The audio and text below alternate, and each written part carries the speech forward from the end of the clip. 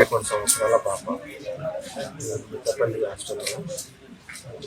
ఏం జరిగిందో తెలియదు.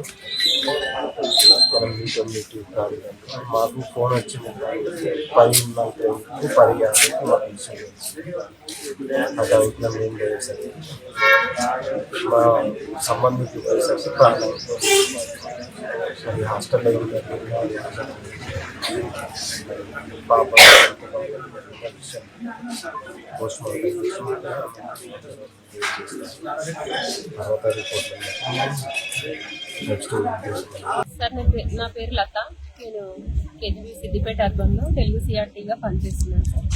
నేను నైట్ 7th క్లాస్ హర్షి అనే అమ్మాయి డిన్నర్ తర్వాత కళ్ళు తిరుగుతున్నాయని పడిపోయింది సార్. పడిపోతే ఇమ్మీడియట్గా సురభి హాస్పిటల్కి తీసుకెళ్ళినాం సార్ అంబులెన్స్లో.